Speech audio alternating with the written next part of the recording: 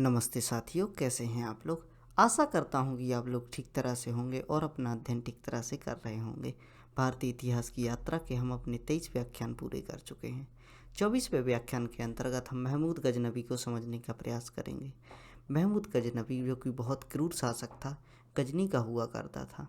इसने भारत पर 1025 ईस्वी के लगभग 17 आक्रमण किए और भारत की अपार संपत्ति को लूटने का प्रयास किया।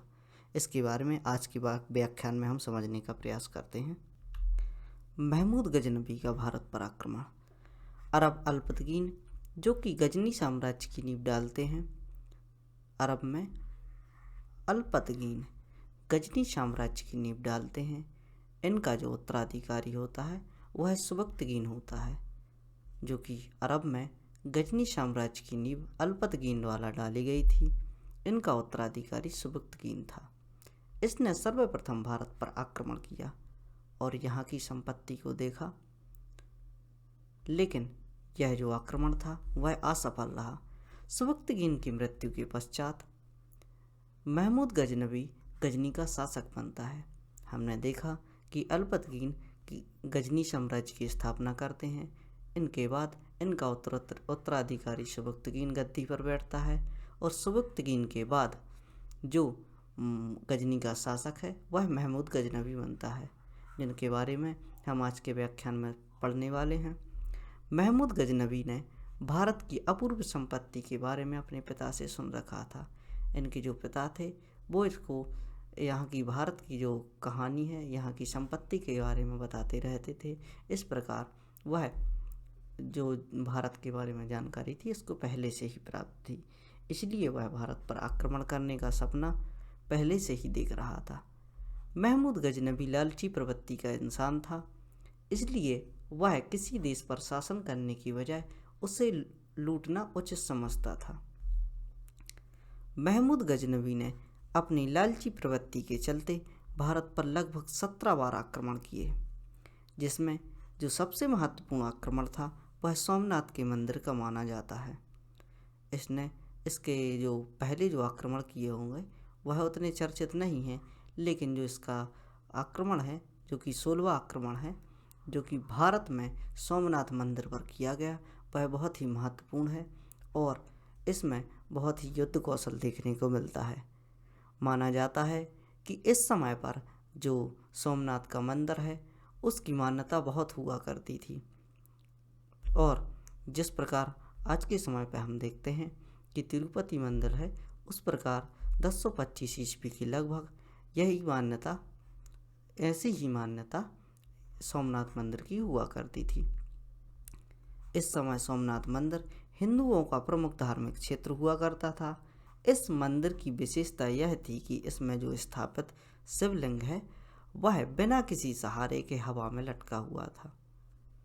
ऐसा यहाँ पर चमत्कार देखने को मिलता था कि जो शिवलिंग है वह बिना किसी सहारे के हवा में लटका हुआ था।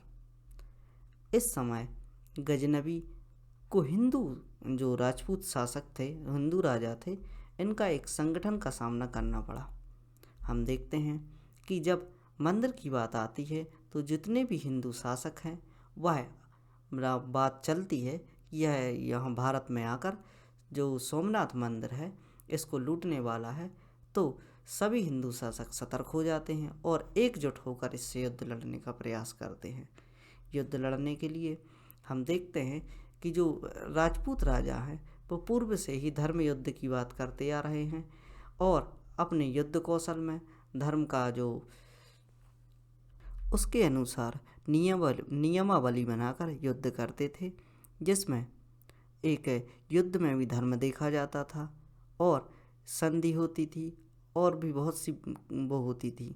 और जो कि अब गजनी जो आक्रमणकारी था वह यहाँ पर युद्ध कर रहा था, वह किसी भी प्रकार की नीति का पालन नहीं करता था, क्योंकि वह एक लुटेरा था और उसका उद्देश्य भारत में कोई राज्य स्थापित करने का नहीं था। उसका उद्देश्य केवल भारत की संपत्ति को लूटना था।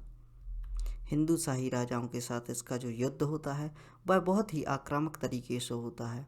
इसमें किसी भी नीति का पालन नहीं किया जाता और जो हिंदू शाही राजाओं की सेना है जो कि गजनबी की सेना, गजनी की जो शासक थे गजनबी की सेना से बहुत अधिक हुआ करती थी और इस बड़ी सेना के होने के बावजूद भी गजनबी उनको पराजित करने में सफल रहा, क्योंकि इसकी जो युद्ध नीति थी, इसने अपने सैनिकों को बोल रखा था कि आप सीधा गर्दन काटोगे, और उन्होंने इसी प्रकार की नीति का पालन करते हुए इन पर आक्रमण किया और इसी आक्रांता के कारण राजा पराजित हो गए और यह सोमनाथ के खजाने को लूटकर अब गजनी की ओर प्रस्थान करता है। महमूद गजनबी भारत से गजनी की ओर लौट ही रहा होता है, तब खोखरों और जाटों का जो समूह है इसके द्वारा इसको मार्ग में ही लूट लिया जाता है। सभी जाटों के समूह द्वारा गजनबी के सैनिकों पर आक्रमण कर दिया जाता है एवं बहुत सा माल लूट लिया जाता है। इस समय हम देखते हैं कि जो यहाँ से वो संपत्ति लूट के ले जा रहे थे, उस समय पर एक जो बड़े वाहन तो चलते नहीं थे, इस समय पर इस प्रकार की सामग्री ले जा रहे थे जिस प्रकार की कोई बारात जाती है, और माना जाता है कि इस जो सोमनाथ मंदिर है इसमें इतना स्वर्ण का कार्य किया गया था जो कि उसको कबाड़ बनाकर वो ले जा रहे थे। और जो ऐसा माना जाता है कि जो सोमनाथ मंदिर के दरवाजे हैं वह स्वर्ण के हुआ करते थे, सोने के हुआ करते थे, उनको भी कुचलकर अपने अनुसार ले जाने अनुसार बनाकर वह ले जा रहे थे। इस प्रकार यह जो ऐसा इतनी संपत्ति जो ले जाते हुए यहाँ के खोखर जाट समाज के व्यक्ति देखते हैं और उन पर आक्रमण कर देते हैं, हमला बोल देते हैं और गजनबी से यह सामग्री जो भी यह लूट कर ले जा रहा था उससे लूट लेते हैं। गजनी का जो 17वां आक्रमण है और अंतिम आक्रमण है वह जाटों के विरुद्ध हुआ। अब गजनी जो लुटपुट के वापस चला जाता है भारत क्षेत्र से, तो फिर वहाँ जाकर एक अपराजय सी महसूस करता है और उसके बाद जो 17वां आक्रमण करता है वह जाटों के विरुद्ध करता है। 1030 ईस्वी में इसकी मृत्यु हो जाती है, यानी यह 1025 जो ईस्वी है यहाँ पर यह आक्रमण करता है सोमनाथ मंदिर पर और 5 वर्ष के बाद ही इसकी मृत्यु हो जाती है। आगे देखते हैं। महमूद गजनबी के साथ उसका दार्शनिक अल-बरूनी आया था। इसके दार्शनिक का नाम अल-बरूनी था, वह इसके साथ ही आया था, जिसका असली नाम अबरेहान बिन मोहम्मद हुआ करता था।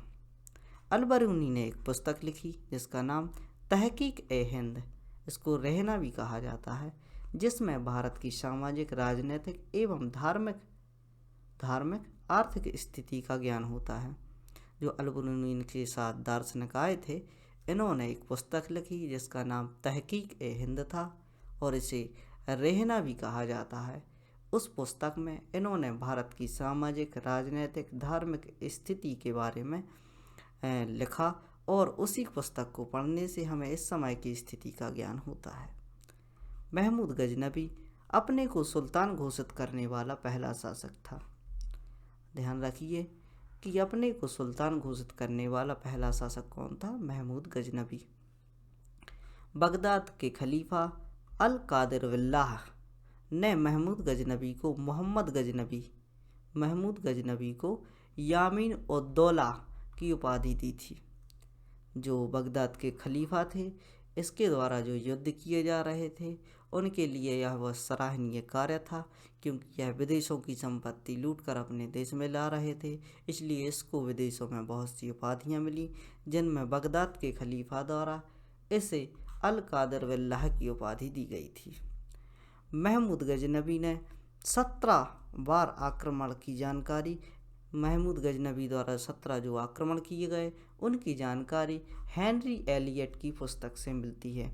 हेनरी एलियट जो कि प्रसिद्ध साहित्यकार रहे, इनकी पुस्तक से गजनबी के जो महमूद गजनबी था, गजनी का शासक, उसके जो 17 बार भारत पर आक्रमण हुए उनकी जानकारी मिलती है। महमूद गजनबी की सफलता के लिए बगदाद के खलीफा ने द किंग ऑफ स्वॉर्ड, बहुत प्रसन्न थे बगदाद के खलीफा, इन्होंने इसको द किंग ऑफ स्वॉर्ड की उपाधि भी दे डाली। महमूद गजनबी के साथ उसका दार्शनिक अल-बरूनी आया था, जिसका असली नाम हम पढ़ चुके हैं। अब रेहान बिन मोहम्मद था, बहुत ही महत्वपूर्ण, इसलिए बार बार आ रहा है। इसने एक पुस्तक तहकीक हिंद रहना लिखी थी। यह सब वही है जिसके बारे में हम अध्ययन कर चुके हैं। आप देख सकते हैं यही वो सोमनाथ का मंदिर है जिसे कि महमूद गजनबी द्वारा लूटा गया था। इस प्रकार इसकी स्थिति थी। भारत की आज़ादी के बाद जो सरदार वल्लभ भाई पटेल हैं उनके सहयोग से और इनके द्वारा एक मुहिम चलाई गई। इसके द्वारा जो सोमनाथ मंदिर है, जो कि भारत में 12 ज्योतिर्लिंगों में से भी एक माना जाता है, तो इसका पुनर्निर्माण करवाया गया। वर्तमान में सोमनाथ मंदिर इस प्रकार का दिखाई देता है।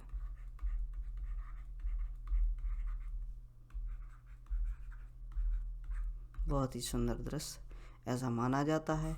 आप उदाहरण के लिए समझ सकते हैं, जिस प्रकार राम मंदिर को बनाने का प्रयास अभी जो मोदी जी द्वारा किया जा रहा है, उसी प्रकार का प्रयास जो सरदार वल्लभ भाई पटेल है यह पूर्व में किया जा चुका है और उन्होंने इस प्रकार सोमनाथ का मंदिर बनवाया था या बनवाने के लिए कार्य किए थे। धन्यवाद। इसके बारे में कहा जाता है कि जो इस मंदिर को बनाने के लिए इस मंदिर को बनाने के लिए जो निर्माणाधीन कार्य करने के लिए जो भी पैसा खर्च होना था, पहले इसने जो सरदार वल्लभ भाई पटेल थे उन्होंने सरकार से इसकी मांग की। अतः जो पंडित जवाहरलाल नेहरू है उनके द्वारा कहा गया कि किसी भी धार्मिक क्षेत्र के लिए इस प्रकार के पैसे देना उचित नहीं है। तब ऐसी स्थिति में इस मंदिर के लिए चंदा जोड़ा गया और इसके जो कॉन्स्टिट्यूशन रहा जो भी क्षेत्रों से, जिस प्रकार आज के समय में राम मंदिर के लिए जो पैसा इकट्ठा हुआ है उसी प्रकार जो पैसा एकत्रित किया गया था उसी से इसका निर्माण किया गया था। आशा करता हूँ कि आपको लेक्चर पसंद आ रहे होंगे और मैं आपके लिए आगे भी लेक्चर लाने का प्रयास करूँगा।